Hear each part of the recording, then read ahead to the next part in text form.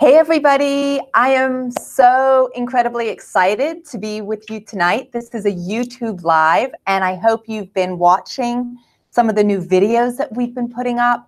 I have so many more to share with you and I want all of your comments. And I must tell you that we have got videos from Japan, we've got videos from all over Asia, we've got videos that we've been making in my kitchen for you. And what I really wanted to share with you tonight is our webinar that's going to be tomorrow night. It's going to be live at 9 p.m. Eastern and 6 p.m. Pacific. And the team is posting the link. So all you need to do is make sure that you're registering for it. I really want to see you there. I'm very excited to share the content that we've made for you. And I can't wait. Tonight I'm doing something totally different. I'm going to be answering all of your questions live. And I want to just say I'm so excited. Maya, you're here. Thank you. LaTonya, this is great. We've got so many people. Josh, thank you for joining. We're thrilled. Keep sending your notes. This is really fun. And there's so many people joining right now. So let's get busy. And there's no way we're going to get to all of the questions tonight, but I've got so many that I want to get through and I want to share them with you. So the webinar that we're going to have tomorrow night, when we did it last time, we just didn't have enough time to get through your questions, which is why I wanted to do this, especially for you here on YouTube, right? So you can see we've been paying lots more attention to YouTube. I love creating videos, right? Videos to me are, because I'm visual, you're visual, they are a way where we can learn and we can grow, we can incorporate so many different tools into them, and I just love sharing through video. So subscribe if you haven't already subscribed to our YouTube channel. I want to take you down the path. I don't know if you watched our little video this morning that we put out, which was all about my personal purpose and something that's really meaningful to me. But when you see that sort of 1-minute video, it shows you what I want to do and where I want to take you on YouTube. And it's definitely off the beaten path, but it's to your own better life. So thank you so much. We've got PJB here from Houston, Texas, excited. Maggie's from Canada. People are coming from everywhere. Sandra from Santa Cruz. We are so excited to have you all. Okay, I'm going to get into my first question. So this is from Stefan. What are the signs of being fat adapted?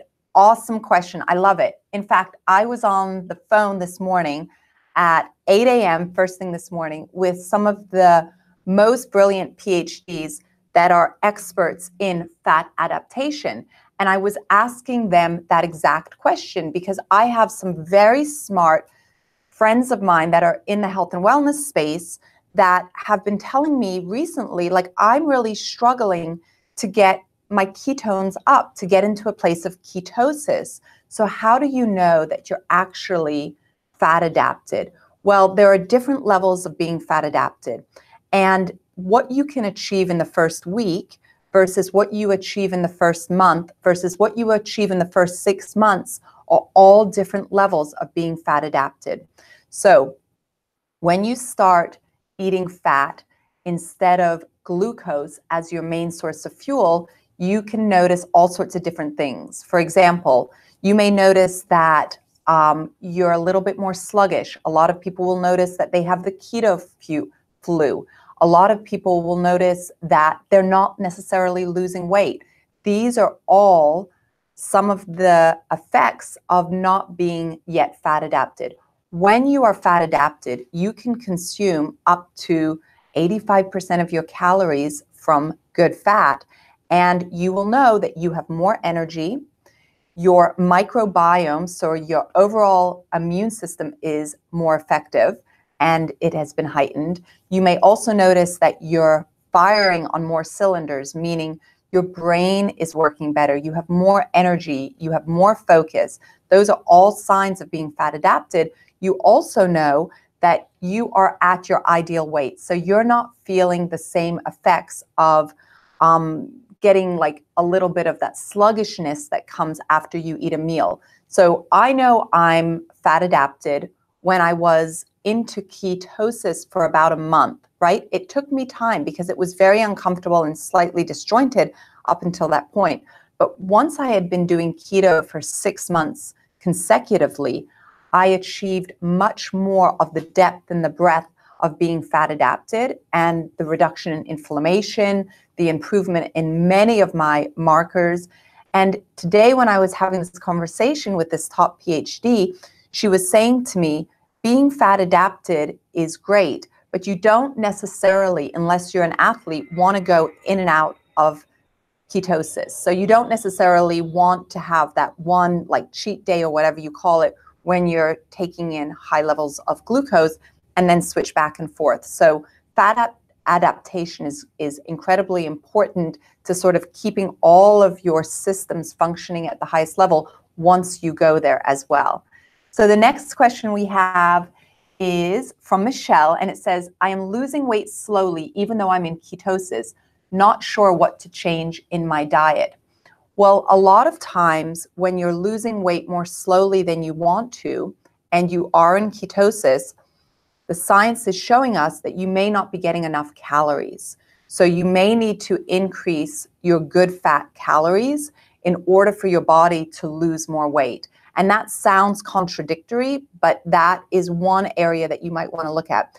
The other area you may want to look at is your sodium levels. So what are your electrolyte levels, and are they balanced? Because we know that we lose a lot of sodium when we go into ketosis. So those are two ways that you can focus on losing weight. The next one comes from Summer, and it says, I've been struggling with autoimmune diseases for the past 20 years. I'm 46 now, and I've tried all diets, including the Gerson therapy and Bulletproof, still suffering with symptoms, especially acne. I'm 46. When I eat a high-fat diet, good fat, I break out. I get painful acne. I do not eat dairy or fried foods. When I cut the fat and eat high carbs, good carbs, my skin clears up. I'm totally confused on what to eat. The war on fat versus carbs is making me feel depressed, lost, and wondering if I will ever find my way out. Thank you for your time. Okay, so this is a very big question, and one that I would want to get a thorough answer on from a couple of different angles. So we have dermatologists that have expertise in high-fat diet versus a carb diet, and I would like to be able to bring them into this question, because there's a lot of science that shows that when you have autoimmune diseases, autoimmune disorders like I do, that getting enough of the good fats actually improves our skin. And that there is a correlation between that, but there may be many other factors here. So what I think we should do is my team of coaches will bring your question to our dermatologists and our experts, and we'll get you that answer. Okay, so let's get another question. This comes from Nikki, and it says, I want to use intermittent fasting and keto. I'm having a hard time sticking with it and not slipping back to my old eating habits. I need tips on how to stick with it longer term. Great question. And I know that like so many of you are asking that same question. What I would say is that we need those rewards. We need that good feeling, right? There was a question just before that said, I'm feeling depressed.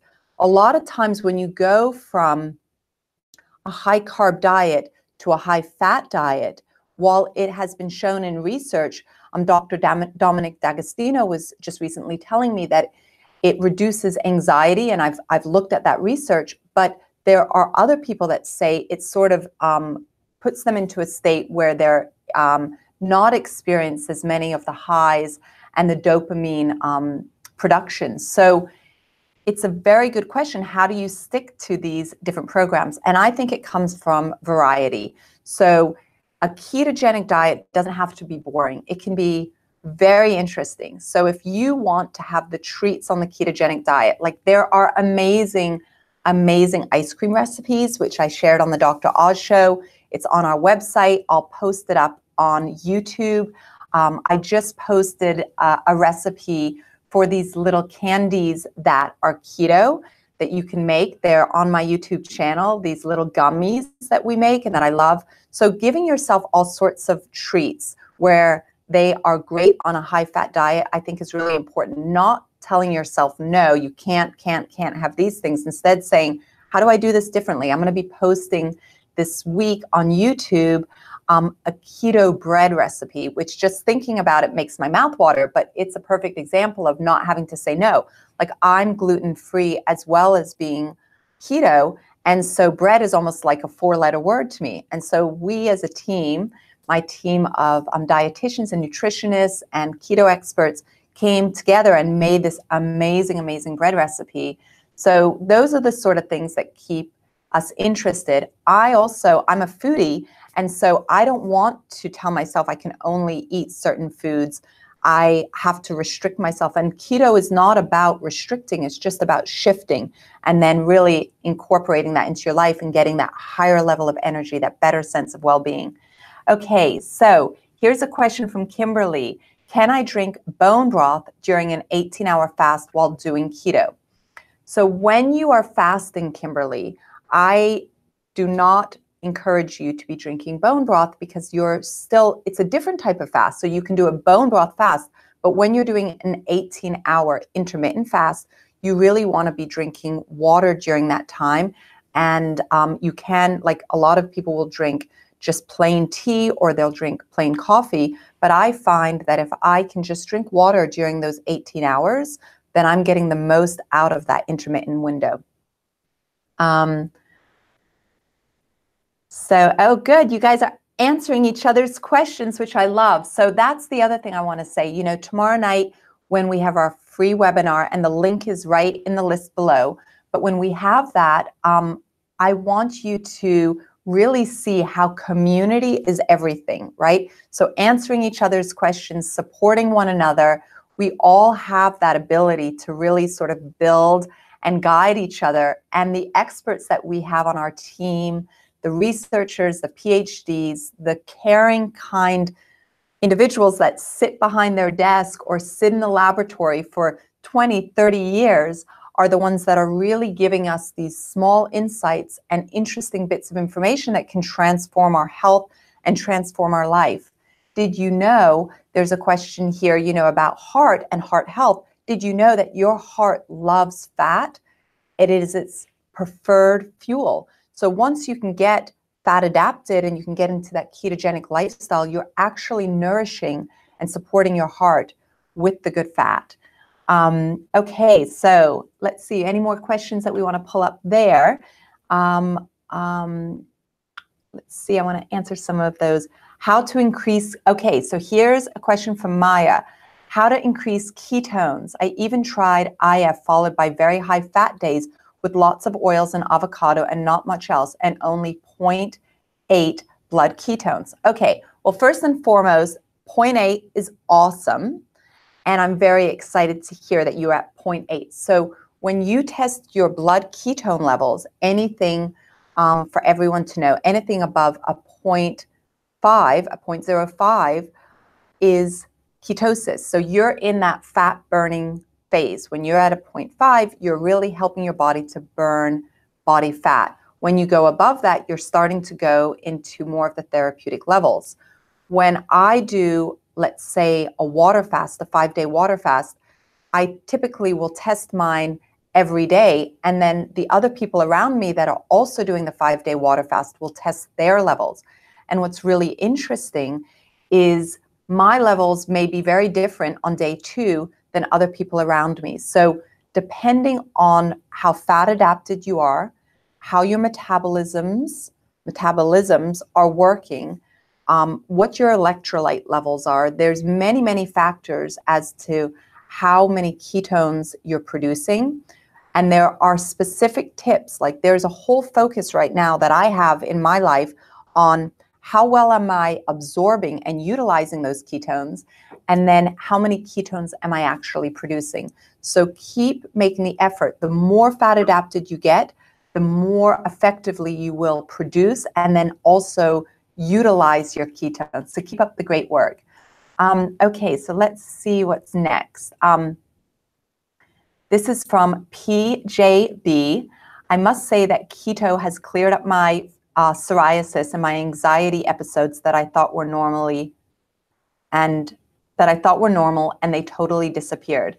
So look at that. For so many people, you know, that feel the anxiety that can come through the stress of our days, keto can really help to balance that out. And the way that it's doing it is it's helping to balance our hormones. So keep up the great work. That's exciting.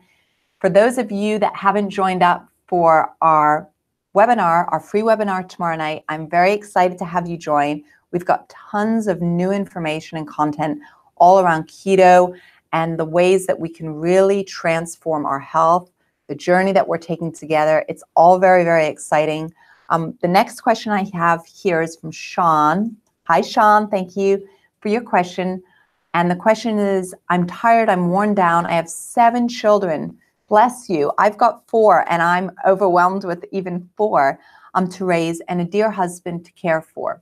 So what I would just say is that as I'm reading what you're saying, you know, so much of what we want to share is for the woman or for the individual that is sandwiched, that has so many responsibilities. They just need those simple and quick switches without having to read an encyclopedia of information and make use of it. And that's what we're really looking to do here as a community. So let me just go back. My children have different health issues and I have a rundown body. I want to rebuild my immunity, cut down dependency on sugars, and start feeling amazing again. Where do I start? How do I start? How do I monitor my progress? Awesome questions, right? Because this is sort of like an expanded version of what so many other people are going through. So the very first place that you want to start, the number one thing you want to do is you want to cut out the sugar. And you're going to start with the processed sugars, the sugars that perhaps you're adding to your tea or your coffee or whatever it might be. And then you want to reduce your carbohydrates. And as you're doing that, you want to start to increase your good fats. Those two things have to be done together. So that's the place that you start. And then as you start to feel your energy going up, you'll start to notice that you're losing some weight. You'll start to notice that you have more focus. That's how you can begin to monitor your progress. Yes, you can get a ketone meter. Yes, there are a lot of things that you can do, but those are simple first steps. So always start with eliminating the sugars. Next question is from Connie. Can the fasting be done safely without a doctor's supervision? That is not a question that I can answer for you, Connie. I always recommend doctor's supervision, and I always recommend a doctor that understands integrative medical health, right? So I have worked with integrative medical doctors my entire life.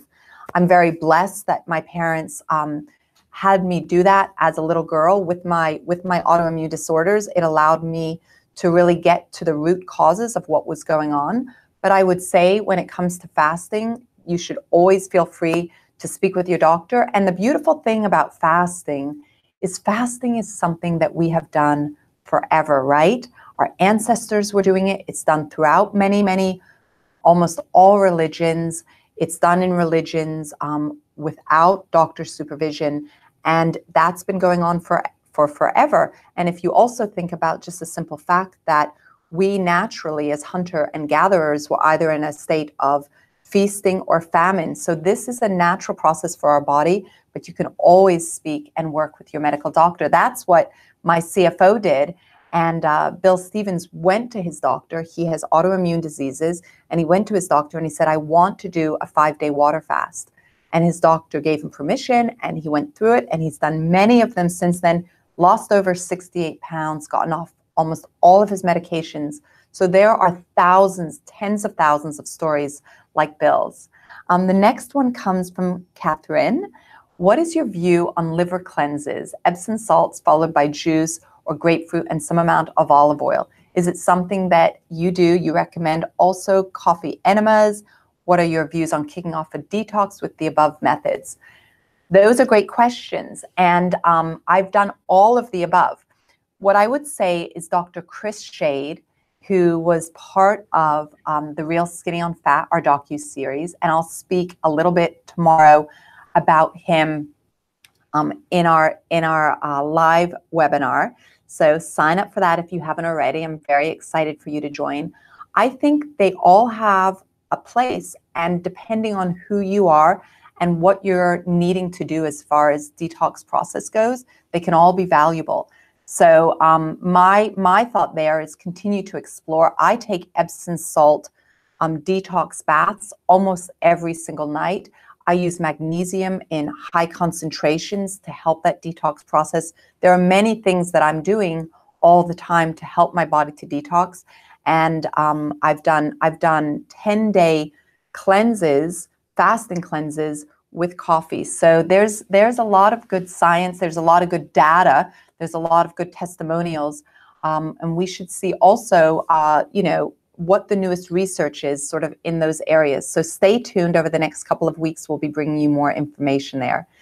Next question comes from Sophie. I'm interested in a 5-day fast. What is the protocol before and after the fast? Those, again, awesome questions. So the days when you're setting up for a 5-day water fast, I just did a 5-day water fast, which you'll be seeing that entire journal on YouTube. So again, I want you to keep joining me on YouTube. You're going to get so much exciting information, but we literally just documented the 5-day water fast. So I'll share with you the detail. I mean, it will take me a long time to answer that kind of question, but we'll share with you the detail on what we did before and how we prepped and how I prepped to get into that 5-day water fast and where I wanted my ketone levels to be before I started, the foods I ate the day before, the foods I ate 2 days before, how I helped my body to get into a state of rest and relaxation where it's parasympathetic versus sympathetic, because when you're in a stress state and you're sympathetic, you're not able to detox, which is such an important part, obviously, of fasting. So you'll see more on that. This one comes from Steve. Thank you, Steve, for your question. It says, actually, I have two, which are related. How should one approach keto and intermittent fasting when dealing with personal and emotional stress? How should we approach keto and intermittent fasting when we're dealing with emotional and personal stress? Great question. I think when you're dealing with the kind of impact of stress, which there are times in our lives when we have higher levels, and then there's the chronic stress that some people deal with.